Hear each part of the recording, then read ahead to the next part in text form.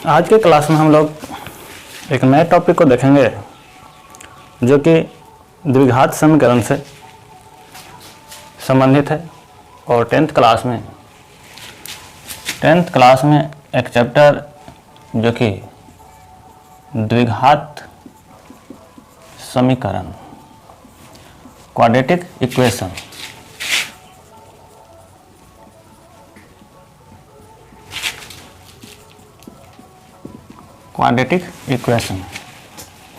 इस चैप्टर का ही सवाल है। और इस तरह के प्रश्न अक्सर बच्चों को परेशान करते रहता है। और सवाल में भी जब एग्ज़ाम होता है तो उस समय भी इस तरह के प्रश्न पूछ दिए जाते हैं और बच्चा ऐसे ही इसको छोड़ देता है। लग रहा है जैसे करंट मारता है ऐसा सवाल, जैसे छोड़ के इसको वहाँ से परीक्षा से छोड़ के चला आता है, जबकि है इस सवाल में कुछ नहीं। अगर अच्छे तरीके से पढ़ा जाए एक अच्छे कॉन्सेप्ट के साथ तो इस तरह के सवाल आपको कभी परेशान नहीं करेगा। बस जिस तरीक़ा से बता रहे हैं उस तरीक़ा से आप लोग बनाते चलेंगे, समझते चलेंगे।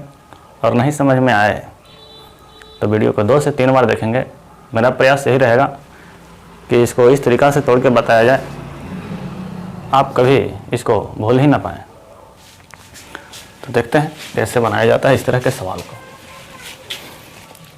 सवाल कहता है 12 को ऐसे 2 भागों में विभक्त कीजिए कि उनका गुणनफल 32 हो। 12 को ऐसे 2 भागों में विभक्त करें। अपने से खुद सोचें इसके बारे में कि 12 को ऐसे मतलब किस तरीक़ा से इसको 2 भाग में बांटे हैं कि उन दोनों को अगर गुणा किया जाए तो 32 आए। इसको हम लोग 2 भाग में एक तो लिख सकते हैं 6 और 6 12, 6 और 6 12, 12 तो हुआ, लेकिन क्या इसको गुणा करने पर 32 आया? नहीं, 36 आ गया, जबकि संभव नहीं है। हमें 32 आना चाहिए। तो या तो इसको हम लोग 8 में और 4 में तोड़ें तो 8 और 4 12, 12 हमको 12 से ज़्यादा नहीं आना है। इसको इस तरीक़ा से तोड़ना है कि 12 से ज़्यादा नहीं आना चाहिए, उसको जोड़ने के बाद या घटाने के बाद, और गुना करने पर 32 आना चाहिए। इसको गुना कर लें, 8 गुना कितना 4 बराबर 32। यानी यह जो सवाल हम लोग तोड़ेंगे तो उसका आंसर 8 और 4 आएगा। लेकिन वह किस तरीक़ा से 8 और 4 आएगा उस चीज़ को समझना है। अब 8 और 4 हमको दिया नहीं है। अगर वो दे देता कि 12 को ऐसे 2 भागों में बांटें जिसमें से एक संख्या 4 है तो दूसरा ऑटोमेटिक कितना बोल देते 8 होगा। कैसे? तो 12 में से एक आपको दे दिया 4 तो दूसरा क्या करते, इसमें से क्या करते 12 में से 4 घटा लेते तो कितना मिल जाता 8। दोनों मिला के कितना होना चाहिए था 12। तो ये संख्या मालूम नहीं है। और इस संख्या को यदि हम लोग कितना मान लें x, 2 संख्या निकालना है तो एक संख्या इसमें से अगर हम x मान लें तो अगला जो संख्या होगा जो हमें निकालना है 4 की जगह कितना हो जाएगा x, यानी अगला जो संख्या हो जाएगा वो 12 माइनस कितना हो जाएगा x। तो इस तरह के सवाल जहाँ भी रहे आपको कैसे सोचना है देख लें एक बार। 2 संख्या दिया रहेगा और उसको इस तरीक़ा से 2 भागों में बांटना है। तो एक संख्या जो मानेंगे वो x और अगला जो रहेगा उसमें से कितना x को घटा के लिख लेंगे। अब हम लोग चलते हैं प्रश्न। 2 भागों में बांटना है तो ऐसे बनाएंगे इसको। माना कि पहला भाग बराबर कितना x, दूसरा भाग जो होगा वह 12 माइनस कितना x, और तब प्रश्न कहता है कि उनका गुणनफल कितना हो जाए 32, यानी x इंटू 12 माइनस x 32। इसका इसका गुना कर लें तो 12x minus x square equal to कितना 32। अब इसको एक तरफ कर लेंगे तो 12 माइनस एक्स स्क्वायर माइनस 32 बराबर कितना 0। और बढ़िया से पावर को देखते हुए सजा लेंगे तो minus x square plus 12x minus 32 बराबर 0। अब यहाँ से माइनस कॉमन ले लें तो हो जाएगा x square minus 12x plus 32 बराबर 0। माइनस को कहाँ भेज देंगे उस तरफ तो x square minus 12x plus 32 बराबर 0। अब इसको क्या कर लें तोड़ लें यहाँ से फर्स्ट इंटू लास्ट पर। अगर यहाँ पर बड़ा अंक न दिया रहे छोटा रहे जिसका हम गुणनखंड कर सकते हैं फैक्टर कर सकते हैं तो इसको हम लोग गुणनखंड के रूप में इसको तोड़ लेंगे फर्स्ट इंटू लास्ट पर गुणनखंड विधि से। तो इसको हम लोग लिख सकते हैं क्या इधर देख लेते हैं x square minus x minus 4x plus कितना दो भागों में बांट गया। यहाँ से x कॉमन लेंगे x माइनस 8 एक है उसको एक बार लिख लेंगे। अब यह तो इतना बराबर 0 है तो इतना बराबर 0। अगर इतना बराबर 0 लेते हैं तो x बराबर 8 हो जाएगा और यहाँ से x बराबर कितना हो जाएगा 4 हो जाएगा। यानी एक जो संख्या आया वो 8 और एक 4 x बराबर 8 और 4। इसके हम लोग द्विघात समीकरण पढ़ रहे हैं इसलिए इसका कम से कम कितना मान 2 मान आना चाहिए। तो इस तरह के सवाल को हम लोग ऐसे बनाएंगे। यहाँ तक आप लोग नोट करेंगे वीडियो को पॉज करेंगे और इसको अपने नोटबुक में क्या करें इसको लिख लें कैसे बनता है। बहुत ही आसान सवाल। एक बार आप इस चैनल के साथ जुड़ जाएं आपको बहुत मज़ा आने वाला है। एक एक सवाल हम लोग इस तरीक़ा से देखेंगे कि फिर आपको मैथ से डरना नहीं लड़ना सीखेंगे। मैथ के सवाल को देखेंगे और वह सवाल आपसे ना बने ऐसा हो ही नहीं सकता है। जिस दिन आपका सवाल छूटेगा उस दिन अपने आप को इतना मतलब अफसोस करेंगे कैसे हमसे नहीं बना ये सवाल, ऐसा हो ही नहीं सकता है। तो नोट कर लें इस सवाल को। बढ़ते हैं हम लोग आगे अगले सवाल को देखते हैं अगले सवाल को। और अगला जो सवाल है वो कहा है कि दो क्रमागत पूर्णांकों का गुणनफल 3906 है तो पूर्णांक निर्धारित कीजिए। सबसे पहले आपको पूर्णांक मालूम होना चाहिए कि पूर्णांक होता है क्या। पूर्णांक का मतलब आपको इस तरीक़ा से दिखेगा 1 2 3 4 ये सब क्या है पूर्णांक है। और हम लोग माइनस में भी जो अंक है उसको हम लोग पूर्णांक कहेंगे। ये सब पूर्णांक है यानी। और क्रमागत जो कहता है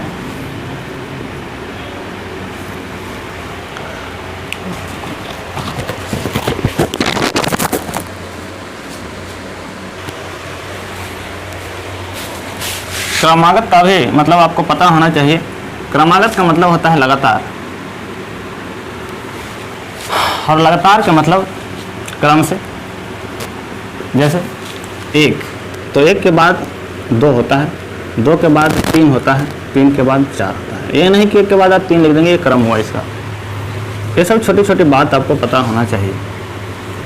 तो अगर इस चीज़ को जो नहीं दिया है उस चीज़ को हम लोग x मान लें तो अगला जो यह 2 है वह कैसे आया 1 के बाद 2 यानी 1 के बाद प्लस 1 रहा होगा तब 2 आया होगा। यानी अगला जो पूर्णांक होगा वह x प्लस 1 होगा। 2 लगातार पूर्णांक को ऐसे लिखेंगे।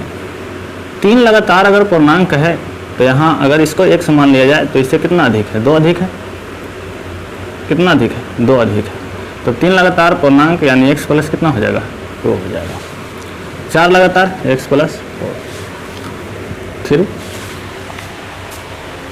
और यहीं से एक बात और, जो आगे प्रश्न दिया है, लगातार आपसे कहेगा सम संख्या, विषम संख्या, इस चीज़ को भी यहीं ध्यान में डाल लें। सम संख्या विषम संख्या किसको कहेंगे? तो सम संख्या आपसे एक तो हो जाएगा 2, 4, 6, 8। विषम संख्या 1, 3, 5, 7। यानी एक विषम संख्या को अगर x मान लें तो दूसरा जो विषम संख्या होगा वह x + 2 होगा, क्योंकि इससे कितना अधिक है? 2। अगला जो विषम संख्या होगा वह x + कितना होगा? 4 होगा, अगला सम संख्या। विषम संख्या में भी उसी तरह से अगर इसको x मान लिया जाए तो अगला जो विषम संख्या होगा वह x + 2 होगा, अगला जो विषम संख्या होगा तीसरा वह x + कितना होगा? 4। इस तरह से आप लोग ध्यान में रखें सम और विषम और लगातार का मतलब क्या होता है।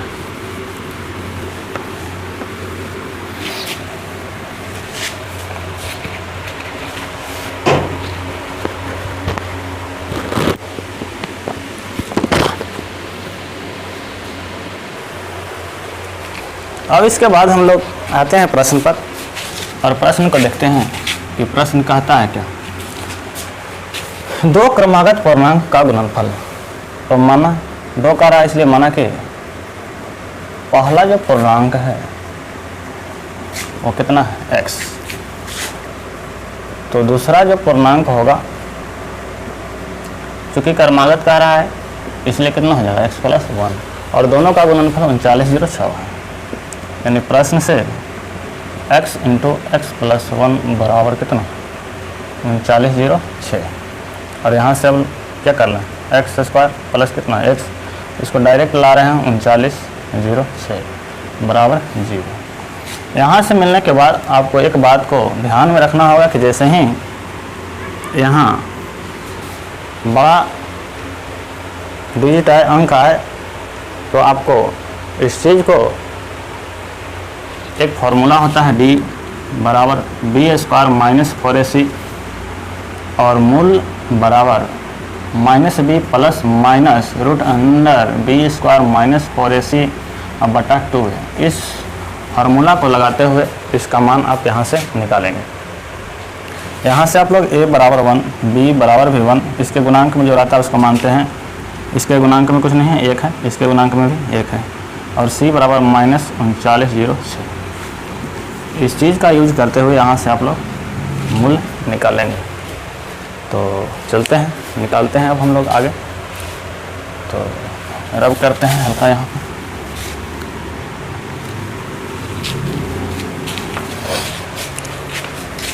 मूल बराबर -b की जगह कितना है? -1 प्लस माइनस b² यानी 1 का square minus plus minus b² - 4 Guna a और गुना कितना? c।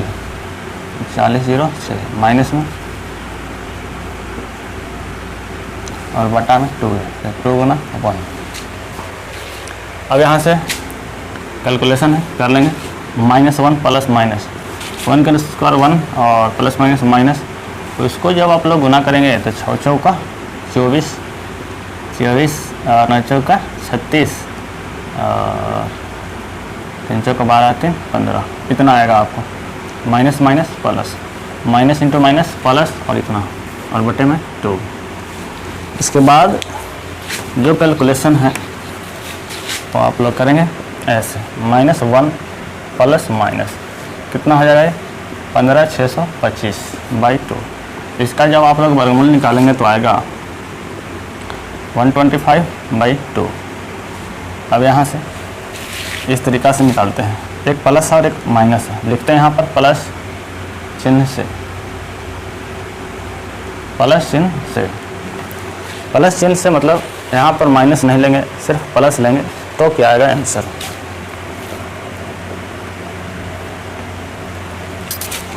124/2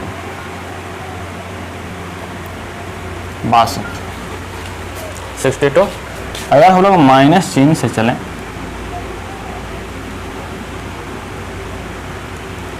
क्या चलें? माइनस चिन्ह से चलेंगे तो -1 - 125 बाई कितना? 2। और तब -126।